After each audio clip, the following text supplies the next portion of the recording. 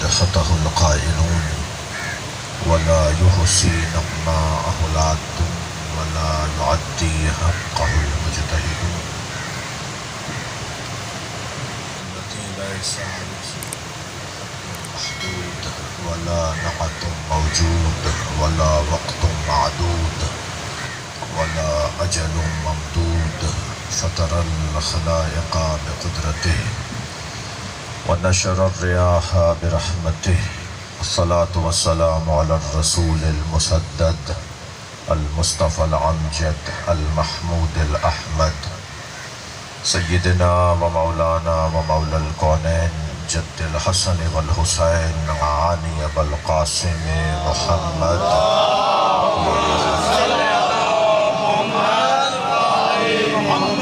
وآله الطيبين الطاهرين المعصومين الذين قال الله إنما يريد الله ليذهب عنكم الرجس أهل البيت ويطهركم تطهيرا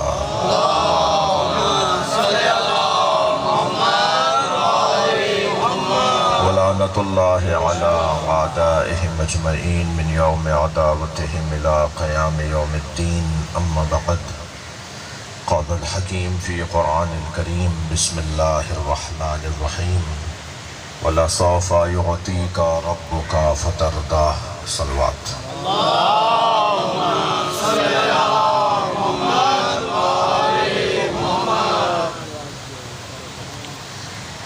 التماس کر رہا ہوں ایک سورہ فاتحہ 3 مرتبہ سورہ اخلاص سید علی نواز شاہ صاحب کی اہلیہ جناب زیاد بادشاہ صاحب کی والدہ کی مغفرت کے لیے تلاوت فرمائیں بسم اللہ الرحمن الرحیم الحمد للہ رب العالمین الرحمن الرحیم مالک یوم الدین ایاک نعبد و ایاک نستعین اهدنا الصراط المستقیم صراط الذین انعمت علیہم غیر المغضوب علیہم ولا الضالین بسم اللہ الرحمن الرحیم قل هو اللہ احد اللہ الصمد لم یلد ولم یولد ولم یکن له کفوا احد بسم اللہ الرحمن الرحیم قل هو اللہ احد اللہ الصمد لم يلد ولم يولد ولم يكن له كفوا احد بسم اللہ الرحمن الرحیم قل هو اللہ احد اللہ الصمد لم يلد ولم يولد ولم يكن له كفوا احد اللهم صل على محمد وآل محمد مغفرت کے لیے صلوات اللهم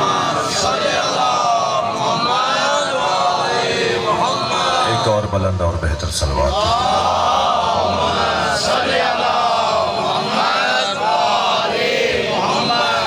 مرحومہ بی بی کی مغفرت کے لیے اور بلند تر صلوات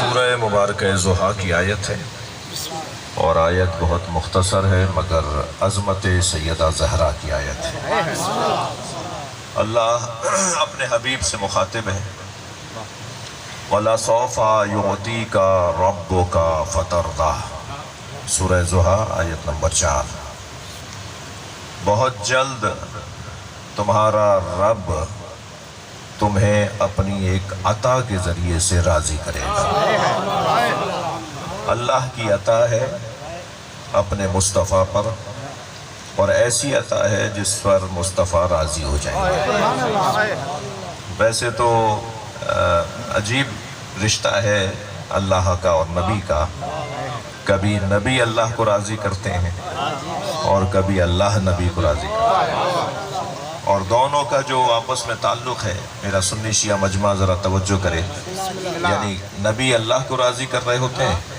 اور اللہ نبی کو راضی کر رہا ہوتا ہے تو اس طریقے کو جب میں قرآن میں پڑھتا ہوں تو مجھے ایسا لگتا ہے جیسے عاشق اور معشوق کا رشتہ مجھے وہ جو انداز عاشق و معشوق کا ہے نا اب میں معذرت چاہوں گا کہ ممبر پہ معمولاً اور محراب میں اور ہمارے حلیہ والے لوگ اگر عشق کا لفظ استعمال کریں تو اس کا کوئی اور مطلب نکالتے ہیں ہمارے ہاں عشق کا ایک خاص مفہوم سامنے آیا ہے اور وہ جو رائج عشق ہے جبکہ وہ عشق نہیں ہے وہ دھوکہ ہے عشق اگر اللہ کے عشق کے ساتھ کسی سے ہو تو پھر یوسف اور زلیخا کا عشق ہے اور اگر اللہ کے عشق کے بغیر ہو تو پھر فساد ہے وبال ہے دھوکہ ہے فریب ہے تو پیار اور بات ہے محبت اور بات ہے مگر پیار اور محبت اور عشق کی کیفیتیں مختلف ہیں. تو بہت سے لوگوں نے تو عشق کو مجازی اور حقیقی میں تقسیم کر دیا کہ اگر دنیا میں عشق ہے کسی سے تو وہ مجازی ہے، اور اگر اللہ سے اور نبی سے عشق ہے اور حسین مولا سے عشق ہے تو وہ حقیقی ہے. میں یہ کہتا ہوں کہ نہیں، عشق دو طرح کے نہیں ہے، عشق ایک ہی ہے اور وہ ہے حقیقی. یعنی اگر ہم اپنے کسی دوست سے، اپنے جیسے سے، اب میں زیادہ نہیں بول سکتا ممبر پر، اگر ہم اپنے جیسے سے کوئی لگاؤ یا محبت کر رہے ہیں نا تو وہ بھی اللہ، رسول اور علی کی خاطر ہونا چاہیے. اور اگر اللہ، رسول اور اہل بیت سے ہٹ کر وہ عشق ہوگا تو وہی عشق جسے ہم عشق سمجھ رہے تھے وہ آخرت میں دشمنی میں بدل جائے. تو میں ان بچوں جوانوں سے ایک نصیحت کر رہا ہوں، مجلس میں کافی تعداد میں ہے، کہ اگر کسی سے محبت بھی کرو نا تو وہ اللہ، رسول اور علی کی خاطر کرو تاکہ یہ دشمنی میں نہ بدلے، یہ آخرت میں بھی کام آئے. ایسا پیار ہونا چاہیے. تو بس پھر وہ جو یہاں دنیا میں کسی سے پیار ہو رہا ہوگا اللہ، رسول اور اہل بیت کی خاطر، تو وہ عشق مجازی کہاں ہے، وہ عشق حقیقی ہے. تو عشق تو ایک ہی ہے جی، عشق ایک ہی ہے. علامہ اقبال مجھے یاد آ گئے. علامہ اقبال فرماتے ہیں کہ بے خطر کود پڑا آتش نمرود میں عشق. یہ نمرود کی آگ میں ابراہیم نہیں کود رہے تھے، عشق کود رہا تھا. صلوات پڑھ لیں محمد و آل محمد. بے خطر کود پڑا آتش نمرود میں عشق، عقل ابھی محو تماشائے لبے بام رہی. عقل تو چھت پہ کھڑی دیکھتی رہی اور عشق آگ میں کود گیا. جی جی، عقل دور کھڑی دیکھتی رہی اور عشق تو جلنے کے لیے تیار ہو گیا. پھر علامہ اقبال ہی مجھے اور یاد آ رہے ہیں، علامہ اقبال نے عشق پہ بہت اچھا لکھا ہے. علامہ اقبال کہتے ہیں کہ عشق پر اعمال کی بنیاد رکھ. اس وقت تو وقت بھی مجلس معمولاً رائج وقت نہیں ہے مجلس کا، یہ معمولاً ہم لوگ مجلس رات میں کرتے ہیں ٹھنڈے ٹائم میں. تو یہ تو تھوڑا آرام سے سب لوگ بیٹھے ہوئے ہیں، کھلے کھلے بیٹھے ہوئے ہیں. لیکن جب مجمع زیادہ ہوتا ہے تو پہلو بدلنے کی بھی جگہ نہیں ہوتی. تو بدن کو تکلیف ہو رہی ہوتی ہے مگر روح کو غذا مل رہی ہے. ایسے ہی نماز میں، ایسے ہی حج پر، ایسے ہی کربلا، ابھی سائیں حج کر کے آئے ہیں. پرویز بھائی کا بھی مجھے یہاں کے معلوم ہوا کہ کربلا گئے ہوئے. تو ہم لوگ جو جاتے ہیں زیارت کرنے یا حج کرنے کے لیے تو وہاں ہمیں تکلیف نہیں ہوتی، بلکہ دل ہی نہیں کر رہا ہوتا ہے واپس آنے کو. دل کرتا ہے کہ اب دوبارہ سال جلدی سے ختم ہو تو پھر ہم حاضر ہو جائیں. تو وہ کون سی چیز ہے جو اپنی طرف ہمیں کھینچ رہی ہوتی ہے؟ وہ ہے عشق. اچھا، جتنے لوگ ہیں نا ان سب کا عشق ایک جیسا نہیں ہے، سب کا عشق مختلف ہے. اگر اس وقت مجلس میں 1000 لوگ بیٹھے ہوئے ہیں تو اللہ کو ماننے والے 1000 لوگ بیٹھے ہیں.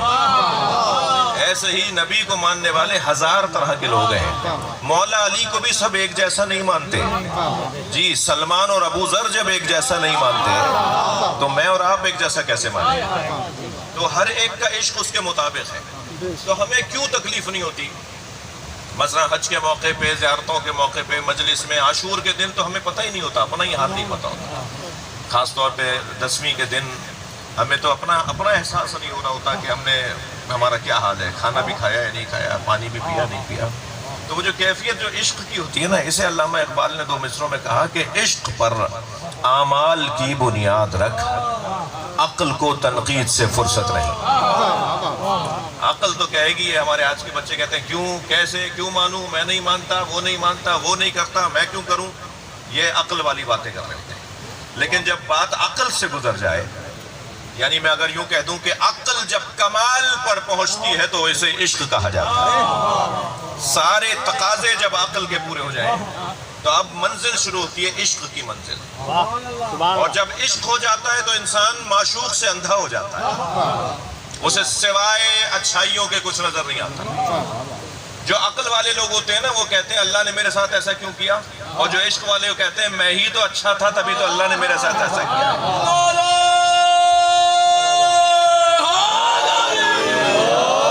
عقل والے تو اپنی پریشانیوں میں اللہ سے شکوے کرتے ہیں، اور عشق والے کہتے ہیں کہ میں محبوب تھا تبھی تو مجھے پریشان کیا.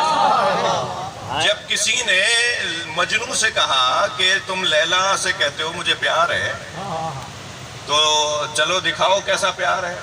تو لائن میں لگ گئے، مجنوں صاحب بھی کاسا لے کر، وہ آش بانٹ رہی تھی، دلیا بانٹ رہی تھی، لیلا دلیا بانٹ رہی تھی، تو سارے لوگ لائن میں لگے ہوئے تھے، اور یہ معشوق صاحب بھی لگ گئے تھے لائن کے اندر، یہ عاشق صاحب بھی لگ گئے۔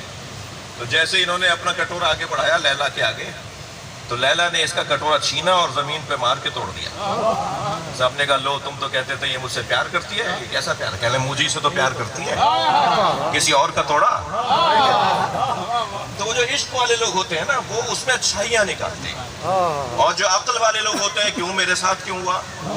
تو یہ جو اس وقت ہم سجے بیٹھے ہوئے ہیں نا، یہ اس لیے زمین پر بیٹھے ہوئے ہیں کہ ذرا عشق کا ذائقہ لیں جی، یہ عشق کا ٹیسٹ بحال کرانے کی ایک علامت مجلس اعضاء ہے۔ آپ دیکھیں کہ ہم سب جوتیاں اتار کے بیٹھے ہوئے ہیں، جنہیں کارپیٹ پہ اور جنہیں گدے پہ، صوفے پہ اور اچھے مسندوں پہ بیٹھنے کی عادت ہو، وہ امام حسین کے نام پر فرش پر بیٹھتے ہیں اور جوتیاں اتار کے بیٹھتے ہیں۔ اچھا، ہم جوتیاں اتار کر باہر مجلس میں آتے ہیں، امام بارگاہ میں، مسجد میں، مجلس میں ہم جوتیاں اتار کے جاتے ہیں۔ مولا علی نے جوتیوں کا نام دنیا رکھا ہے، ہم اپنی دنیا باہر چھوڑ کر آتے ہیں۔ یہ ٹیسٹ بحال ہو رہا ہے عشق کا۔ ایک صلوات ہدیہ کریں نبی کے ساتھ۔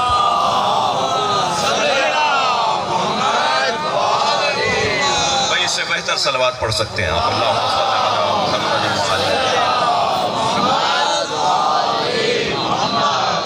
تو عشق پر اعمال کی بنیاد رکھ، عقل کو تنقید سے فرصت نہیں۔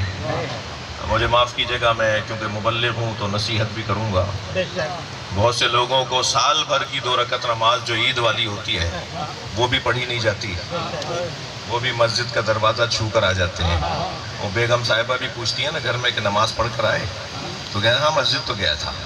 اب ان کے پاس بھی وہ فیرنی سے اور کھیر سے اور سوئیوں سے فرصت نہیں ہوتی جو پوچھیں کہ خطبہ کیا دیا مولانا نے۔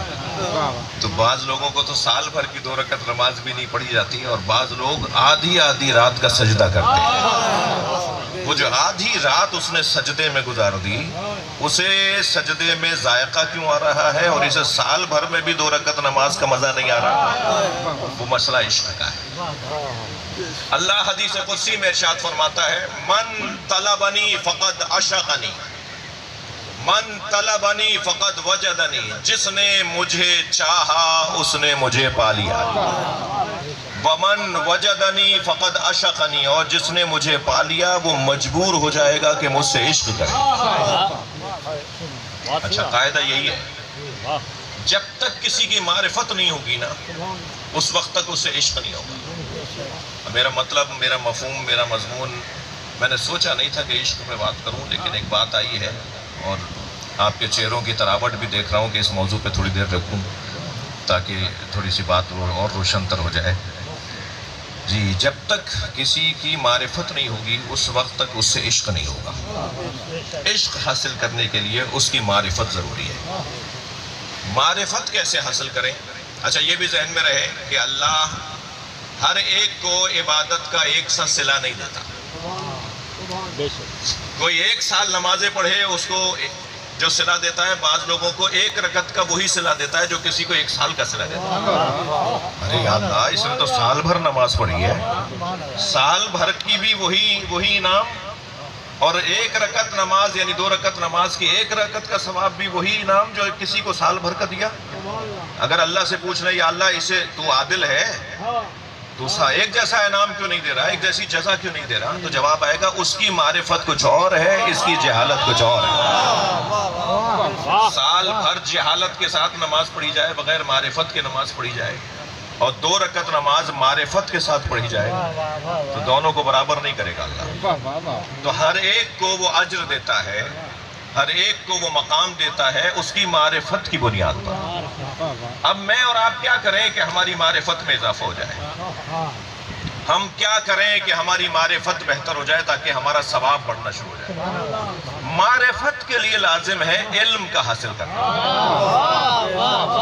علم ایک ذریعہ ہے، اگرچہ پورا ذریعہ نہیں ہے، یعنی صرف علم نہیں ہے، لیکن ایک روشن ذریعہ، غالب ذریعہ، اکثر ذریعہ، اکثر رستہ، بڑا رستہ معرفت حاصل کرنے کا وہ علم ہے۔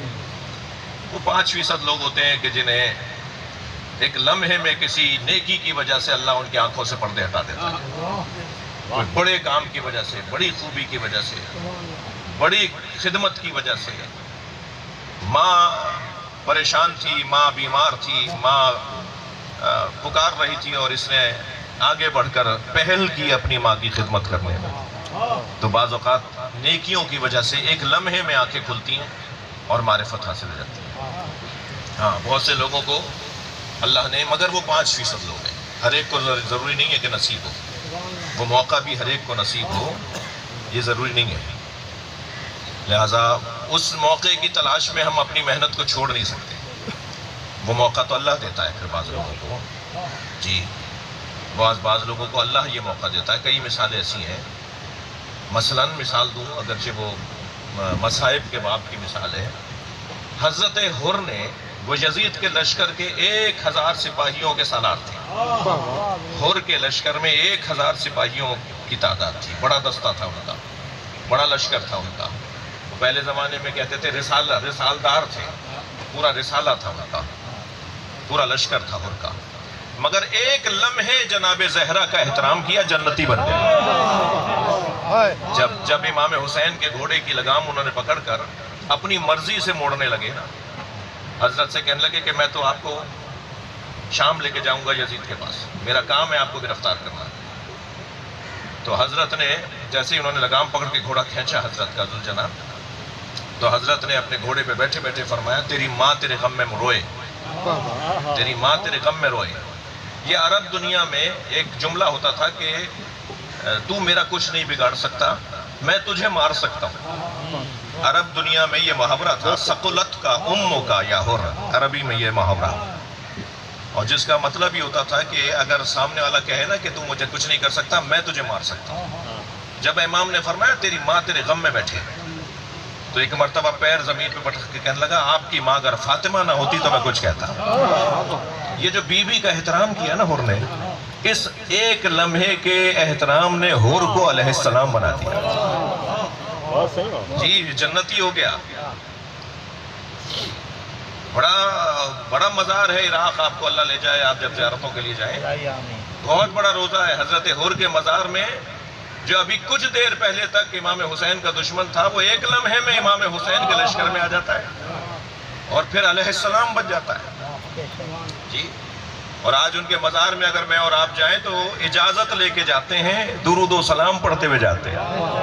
تو ایسا بھی ہو سکتا ہے کہ کسی کا ماضی خراب ہو اور مستقبل اچھا ہو جائے، ایسا بھی ہو سکتا ہے، لہٰذا ہمیں نا امید نہیں ہونا چاہیے، اپنے کسی بھی غلطی پر، کسی بھی گناہ پر ہمیں نا امید نہیں ہونا چاہیے۔ کیا معلوم کہ وہ لمحہ ہمیں مل جائے جس میں اللہ ہمیں معاف کر دے، مگر یہ کسی کو ملتا ہے، یہ ضروری نہیں ہے کہ ہر ایک کو یہ لمحہ نصیب ہو، یہ قسمت والوں کو ملتا ہے۔ اس میں بہت ساری اسباب ہیں جس کی وجہ سے یہ لمحہ ملتا ہے۔ اصل رستہ جو ہے نا، بڑا رستہ جس سے معرفت حاصل ہوتی ہے، وہ رستہ ہے علم کا رستہ۔ جتنا ہم اپنے علم کو بڑھائیں گے اتنی معرفت بڑھ سکتی ہے، لازمہ نہیں ہے۔ بچے جوان ذرا توجہ کریں، لازمہ نہیں ہے کہ جس کے پاس علم ہو اس کے پاس بھی معرفت ہو، اس لیے کہ بعض اوقات یہی میرا اور آپ کا علم ہمیں وبال جان بن کر اپنا اسیر بنا لیتا ہے۔ زیادہ تر متکبر آپ کو پڑھے لکھے لوگ ملیں گے، زیادہ تر جلاد لوگ آپ کو پڑھے لکھے لوگ ملیں گے۔ ایٹم بم بھی پڑھے لکھے لوگوں نے ہی بنایا ہے، دنیا کو مارنے کے اچھے اوزار بھی پڑھے لکھے لوگوں نے بنائے، دنیا کو مٹھی میں رکھنے کا اور دوسروں کو ذلیل کرنے کا انتظام بھی پڑھے لکھے لوگوں نے کیا ہے دنیا میں۔ اچھا، ہماری لائن میں، میرے حلیے والوں میں آپ کو زیادہ تر متکبر لوگ وہ ملیں گے جن کو یہ ثابت ہو جاتا ہے کہ وہ پڑھے لکھے ہیں۔ تو پڑھے لکھے لوگ ہونا ضروری نہیں ہے، ہاں اگر علم نور بن جائے۔ بھائی صلوات پڑھ لیں نبی اور آل نبی کو۔ اچھا، اب میں کیا کروں گے،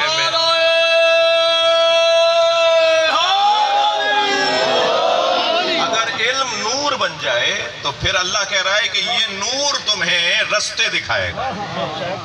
بعض لوگوں کا علم ان کے رستے بند کرتا ہے اور بعض لوگوں کا علم ان کے رستے کھولتا ہے۔ علم نور کیسے بنتا ہے؟ مجھے معاف کیجیے گا، میں بات سے بات اچھی نکل رہی ہے تو میں آپ کے سامنے عرض کر رہا ہوں۔ علم نور کیسے بنتا ہے؟ علم نور بنانے کا ہنر بھی ہمارے پاس ہے، یعنی ہم چاہیں تو اپنے علم کو نور بنا سکتے ہیں اور ہم چاہیں تو اپنے علم کو حجاب اکبر بنا سکتے ہیں۔ یہ دونوں الفاظ حدیث کے ہیں۔ نبی نے ہی فرمایا ہے کہ العلم حجاب اکبر، العلم نور، دونوں سرکار کے فرمان ہیں۔ کسی کا علم اس کا حجاب اکبر بن جاتا ہے اور کسی کا علم نور بن جاتا ہے۔ تو میں اپنے علم کو نور کیسے بناؤں؟ تھک تو نہیں رہے میری بات؟ میں اپنے علم کو نور کیسے بناؤں؟ اس کا ایک ہی فارمولہ ہے، ایک ہی فارمولہ ہے، اور وہ فارمولہ یہ ہے کہ جو میں نے سمجھا ہے اس پہ عمل کر کے دکھاؤں۔ جو عمل کرتا ہے اپنے علم کے اوپر اس کا علم نور بن جاتا ہے، اور جو عمل نہیں کرتا اس کا علم اس کے لیے حجاب اکبر بن جاتا ہے۔ تو معرفت کا ایک روشن ذریعہ علم ہے، اور معرفت جسے حاصل ہو جائے، من طلبنی فقط وجدنی، جس نے مجھے چاہا اس نے پا لیا، اور جس نے مجھے پا لیا ومن وجدنی فقط عشقنی، جس نے مجھے پا لیا اس نے مجھ سے عشق کیا۔ ومن عشقنی، توجہ، ومن عشقنی فانا قتلتہ، اور اللہ کہہ رہا ہے جو مجھ سے عشق کرتا ہے میں اسے قتل کر دیتا ہوں۔ اللہ اکبر، حدیث قدسی سنا رہا ہوں میں۔ ومن عشقنی فانا قتلتہ، اور جو مجھ اللہ سے عشق کرتا ہے میں اسے قتل کر دیتا ہوں۔ ومن انا قتلتہ فعلی دیتہ، اور جسے میں قتل کروں گا تو اس کی دیت بھی میں دوں گا۔ دیت کون دیتا ہے بھائی؟ دیت قاتل دیتا ہے نا۔ اللہ حدیث قدسی میں کہہ رہا ہے جسے میں قتل کروں گا دیت بھی اس کی میں دوں گا۔ وَأَنَا دِيَتُهُ، اور میں خود اس کی دیت بن جاؤں گا۔ اس کا ہاتھ نہیں ہوگا، ید اللہ ہوگا۔ اس کی آنکھیں نہیں ہوں گی، عین اللہ ہوں گی۔ اس کی زبان نہیں ہوگی، لسان اللہ ہوگا۔ اس کا چہرہ نہیں ہوگا، وجہ اللہ ہوگا۔ تم پکارو گے یا علی مدد، جواب میں دوں گا۔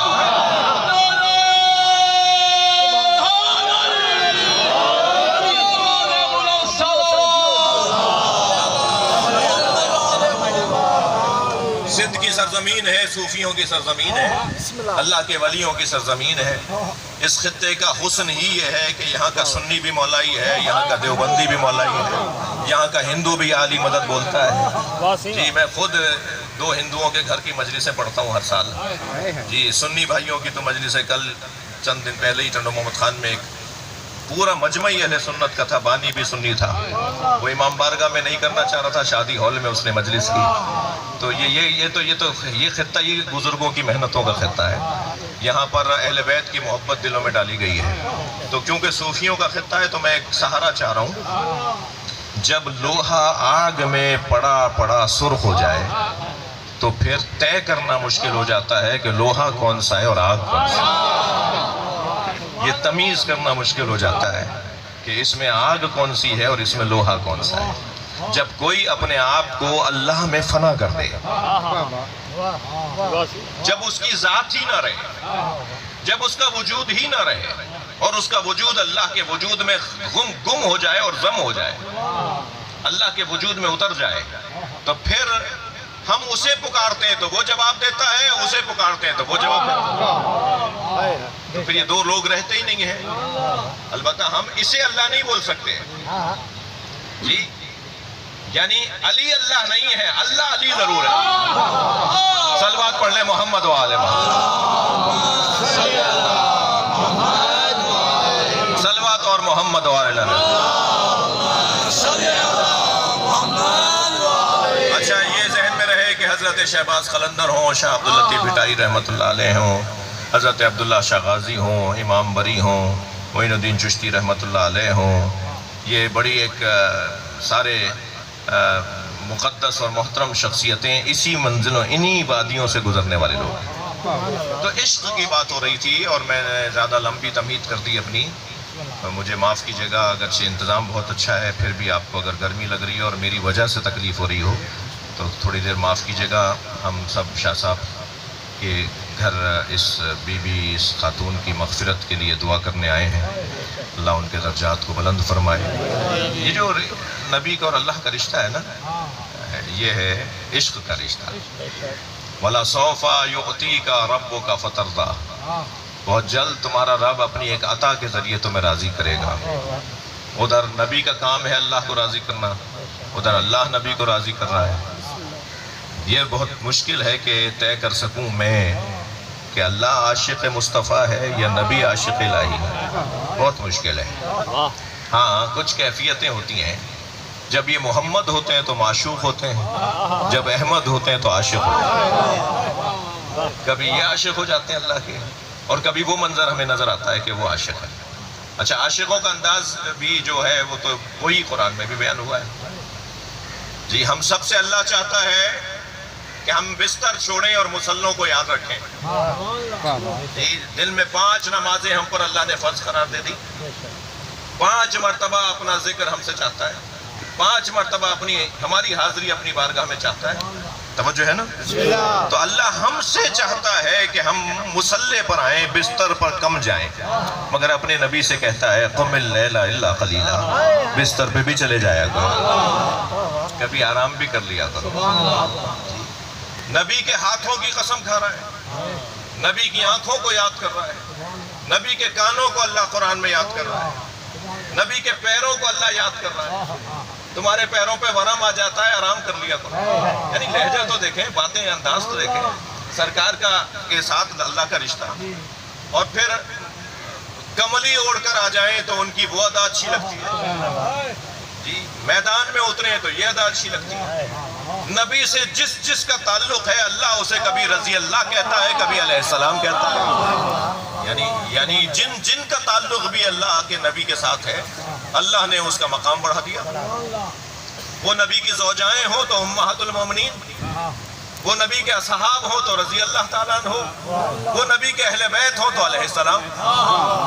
یعنی وہ سب کو نبی کی وجہ سے اللہ احترام دے رہا ہے۔ جس کا جو مقام ہے اس دنیا میں وہ نبی کی برکت سے، نبی کی وجہ سے۔ اور مجھے اجازت دیجئے یہ کہنے کے لیے کہ میرا اور آپ کا بھی اگر کوئی مقام اور حیثیت ہے تو اس لیے کہ امت مصطفیٰ ہے۔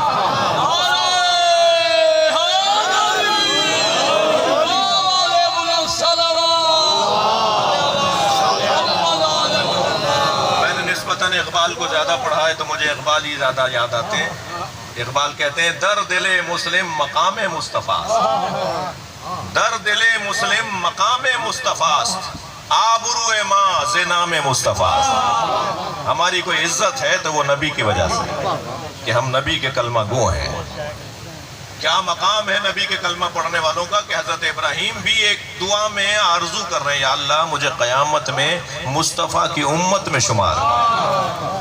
تو ہم سب کا مقام اگر ہے، کسی کا بھی کوئی مقام ہے، جس کو اللہ نے جو مقام دیا ہے وہ نبی کی برکت سے دیا ہے۔ مجھے معاف کریں میں نے پھر لمبی کر لی تمہید کہ اللہ اپنے نبی کو راضی کرنا چاہتا ہے۔ وہ اللہ نے اپنے نبی کو راضی کیسے کیا ہے؟ وَلَا سَوْفَ يُعْتِيكَ رَبُّكَ فَتَرْضَىٰ۔ اب سنی شیعہ نے، مفسرین نے، کیونکہ دونوں کتابیں پڑھنے والا طالب علم ہوں اور دونوں کا احترام کرنے والا طالب علم ہوں، اس لیے میں وہ بات کروں گا جو مشترکہ ہو۔ سنی شیعہ نے لکھا ہے کہ یہاں اللہ جو اپنے نبی سے کہہ رہا ہے کہ بہت جلد تمہارا رب تمہیں اپنی ایک عطا کے ذریعے راضی کرے گا، اس عطا سے مراد قیامت کی شفاعت ہے کہ نبی کے ہاتھ میں شفاعت ہوگی، جسے چاہیں گے جنت میں بھیجیں گے، اے میرے مصطفیٰ جسے چاہو جنت میں بھیجیں۔ تو یہ جو مقام شفاعت نبی کا ہے، یہ مقام شفاعت وہ ہے کہ جسے اللہ کہہ رہا ہے بہت جلد تمہیں اپنی ایک عطا سے تمہارا رب راضی کرے گا۔ محشر میں آواز آئے گی، محشر میں آواز آئے گی اے مصطفیٰ خوش ہو جاؤ، راضی ہو جاؤ، تم اپنی امت کے گناہوں کو چھپا رہے ہو نا مجھ سے۔ ہاں از نگاہ مصطفیٰ پنہا بگیر۔ علامہ اقبال کہتے ہیں یا اللہ گر تو بینی، اگر تو چاہتا ہے کہ میرے گناہوں کو محشر میں برملا کرے، اگر تو چاہتا ہے کہ محشر میں میرے گناہ برملا ہو جائیں، علامہ اقبال کہہ رہے ہیں اگر تو چاہتا ہے کہ سب کے سامنے میرے گناہ کھل جائیں محشر میں، تو سب کے سامنے کھول دیجو مگر مصطفیٰ سے چھپا دیجو، میرے نبی سے میرے گناہوں کو چھپا دیجو۔ علامہ اقبال کی معرفت کا مقام، وہ کہتے ہیں کہ میرا نبی، ہمارے نبی، انہیں پتہ نہ چلے کہ میں ان کا امتی گنہگار ہوں، تو نبی اپنے امتی کے لیے محشر میں آرزو کریں گے کہ یا اللہ میری امت کو معاف کر دے، تو اللہ کہے گا اے میرے حبیب میں نے تمہیں یہ مقام دیا، تم جسے چاہو جنت میں لے جاؤ، تم اپنے امتیوں کو معافی دلواؤ۔ جی تو یہ جو مقام شفاعت ہے، یہ مراد ہے کہ اللہ اپنے نبی کو وہ مقام دے گا کہ جو مقام شفاعت ہے۔ ایک اور تفسیر لکھی ہے، اور وہ تفسیر یہ ہے وَلَسَوْفَ يُؤْتِيكَ رَبُّكَ فَتَرْضَىٰ، تمہارا رب بہت جلد تمہیں اپنی ایک عطا کے ذریعے راضی کرے گا۔ یہ سورہ ہے مکی، یہ سورہ ہے مکی۔ مکے میں جو سرکار کو زحمتیں ہوئی ہیں، مدینے میں اس سے ہٹ کر ہیں، تو نبی مکرم کو اللہ خوشخبری دے رہا ہے کہ بہت جلد تمہیں اپنی ایک عطا کے ذریعے اللہ راضی کرے گا۔ تو مکے کی سرزمین پر اللہ نے اپنی عطا دی جسے فاطمہ کہتے ہیں۔ نبی کو اللہ نے بیٹی عطا فرمائی، اور سیدہ کو اللہ نے اپنی عطا شمار کیا۔ لہذا نبی فرماتے ہیں جب میں اپنی فاطمہ کو دیکھتا ہوں میری ساری تکلیفیں دور ہو جاتی ہیں۔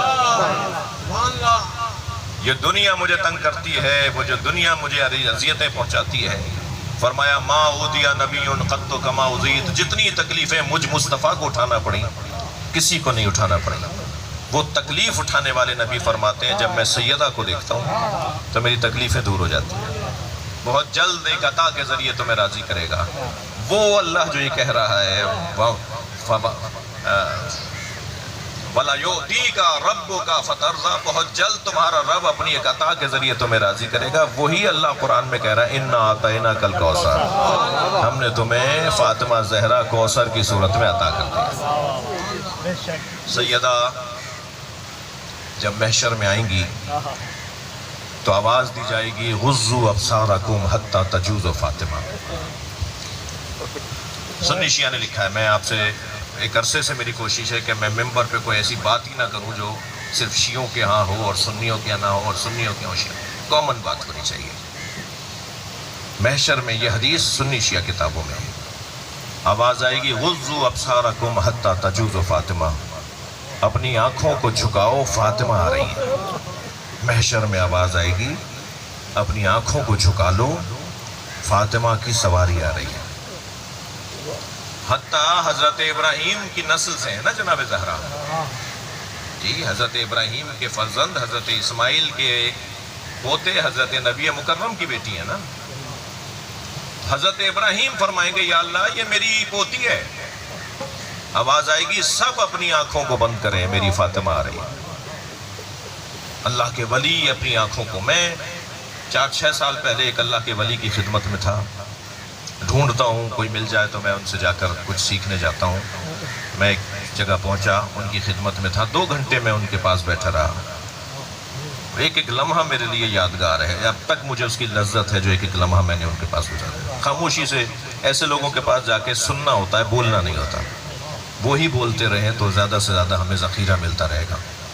2 گھنٹے میں ان کے پاس رہا، 2 گھنٹے میں کچھ 6 مرتبہ میں نے دیکھا ہوگا کہ جب انہوں نے بی بی کا نام لیا تو وہ بڑھاپے کی وجہ سے تکیہ دیوار سے ٹیک لگائی ہوئی تھی انہوں نے، اور مجھ سے کہہ کر کہ میرے پیر میں گھٹنے میں درد ہے تو اپنا پیر پھیلایا ہوا تھا، مگر اس پہ چادر ڈالی ہوئی تھی کہ میری بے ادبی نہ ہو، تو یعنی کہنے لگے تو آپ کی بے ادبی نہ ہو، تو چادر اپنے پیروں پہ ڈالی ہوئی تھی۔ تو جب بی بی کا انہوں نے کوئی 6 مرتبہ نام لیا سیدہ کا اپنی گفتگو کے درمیان، لیکن جب نام لینے لگتے تھے نا تو اپنی ٹیک کو سیدھا کرتے تھے، یعنی کمر ہٹاتے تھے اس سے اور پیر کو موڑتے تھے اور پھر گردن جھکا کے بی بی کا نام لیتے تھے۔ میں نے جب اٹھنے لگا تو کچھ سوالات کیے، اور ان میں سے ایک سوال یہ کیا کہ استاد آپ ایسا کر رہے تھے جب بی بی کا نام آ رہا تھا، تو فرمانے لگے دنیا میں مشق کرو، قیامت میں سب کو ایسا کرنا پڑے گا۔ اس دنیا میں بی بی کا نام لیتے ہوئے ادب کرو، احترام کرو، قیامت میں سب کو ایسا کرنا پڑے گا۔ جب بی بی محشر میں آئیں گی تو بی بی کی سواری جب عرش کے سامنے سے گزرے گی نا، بس 2-3 جملے کہوں گا، میں نے بہت دیر لگائی آپ کو عبادت میں مصروف رکھا۔ جب سیدہ کی سواری عرش الہی کے سامنے سے گزرے گی تو بی بی اپنے مہاری سے کہیں گی جس نے بی بی کی ایک فرشتہ ہوگا کہ جو بی بی کی گھوڑے کی سواری کی، اس کا نام عذابہ لکھا ہے، نہ گھوڑا ہے نہ ناکا ہے، ایک خاص سواری بی بی کی بنائی جائے گی۔ حدیث میں ہے ایک خاص سواری اللہ بنوائے گا بی بی کی، جو ایک ہی دفعہ بنے گی، جس پہ سیدہ بیٹھیں گی۔ جی دنیا میں ان کے ساتھ جو کچھ ہوا، آخرت میں ان کا مقام ظاہر ہوگا۔ ان کے بچوں کے ساتھ کیا ہوا دنیا میں، لیکن آخرت میں سیدہ کا، مولا علی کا، امام حسین کا مقام ظاہر ہوگا۔ اللہ دکھائے گا کہ یہ ہیں میرے محبوب لوگ۔ تو وہ جو خاص سواری ہوگی نا، اس کی لگام پکڑ کے چل رہا ہوگا ایک فرشتہ، تو بی بی اسے کہیں گی رکو، روک دو۔ وہ جب رکے گا تو عرش کے سامنے سیدہ کی سواری رکے گی، تو اللہ کی آواز آئے گی، فاطمہ کیوں رکی ہو؟ تو بی بی فرمائیں گی بِأَيِّ ذَنبٍ قُتِلَتْ، مجھے آج انصاف چاہیے، میرے بچوں کو کس جرم میں مارا گیا۔ آواز قدرت آئے گی، فاطمہ مانگو، سیدہ مانگو، کیا مانگنا چاہتی ہو؟ تو بی بی فرمائیں گی یا اللہ مجھے آج انصاف چاہیے، مجھے ایسا حسین دکھا جیسے عصر عاشورہ تھا، جیسا عاشور کے دن میرا بچہ تھا، مجھے ایسا محشر میں دکھا دے۔ آواز قدرت آئے گی، فاطمہ سیدہ برداشت نہیں کر پاؤ گی۔ بی بی فرمائیں گی میں اہل محشر کو بتانا چاہتی ہوں میرے ساتھ کیا گزری ہے۔ تو پھر اللہ وسط محشر کی زمین کو بلند کر دے گا، چاروں طرف اہل محشر ہوں گے، بیچ کی زمین اٹھ جائے گی۔ وسط محشر کی زمین جب بلند ہو جائے گی تو آواز آئے گی ھذا حسین۔ سارا محشر دیکھے گا کہ جو عاشور کے دن عصر کے وقت امام حسین کی حالت تھی نا، وہ منظر نظر آئے گا، گھوڑے سے گر رہے ہیں۔ جب امام حسین گھوڑے سے کربلا کے میدان میں عصر کے وقت میں گھوڑے سے گر رہے تھے، اس وقت کا منظر نظر آئے گا۔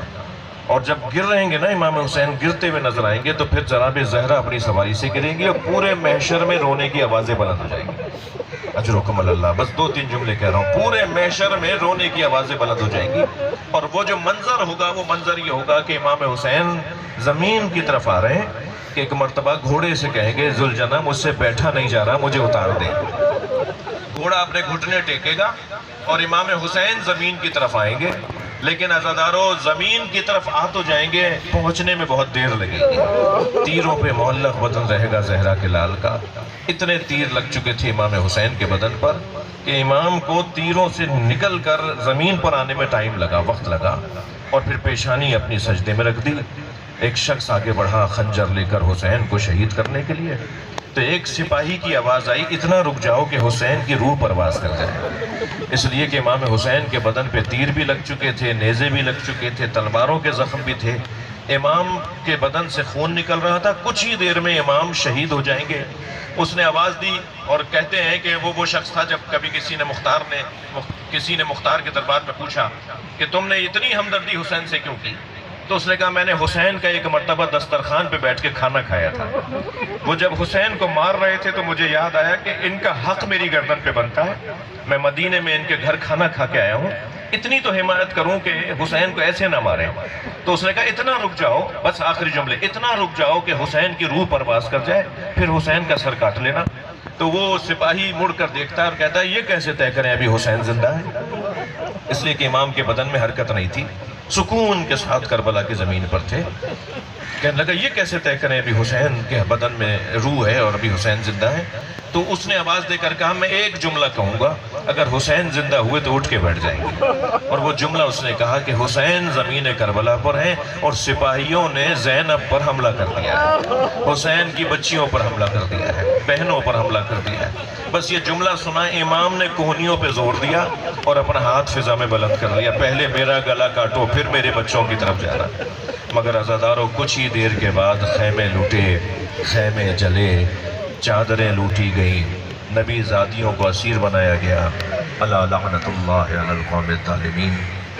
یا اللہ مرحومہ کی مغفرت فرما، ان کے درجات کو بلند فرما، ان کی کوتاہیوں سے درگزر فرما، انہیں اعلی علیین میں مقام عطا فرما، وارثوں کو کار خیر کی توفیق عطا فرما، امام زمانہ کے ظہور میں تعجیل فرما۔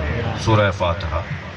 بسم اللہ الرحمن الرحیم، الحمدللہ رب العالمین، الرحمن الرحیم، ایاک نعبد و ایاک نستعین، صراط المستقیم، صراط الذین انعمت علیہم غیر المغضوب علیہم ولا الضالین۔ بسم اللہ الرحمن الرحیم، قل هو اللہ احد، لم یلد ولم یولد ولم یکن لہ هو أحد بسم الله الرحمن الرحيم قل هو الله أحد الله الصمد لم يلد ولم يولد ولم يكن له كفوا أحد بسم الله الرحمن الرحيم إنا أنزلناه في ليلة القدر وما أدراك ما ليلة القدر ليلة القدر خير من ألف شهر تنزل الملائكة والروح فيها بإذن ربهم من كل أمر سلام هي حتى مطلع الفجر اللهم صل على محمد وآل محمد اور اماں کی مغفرت کے لیے صلوات ہدیہ کر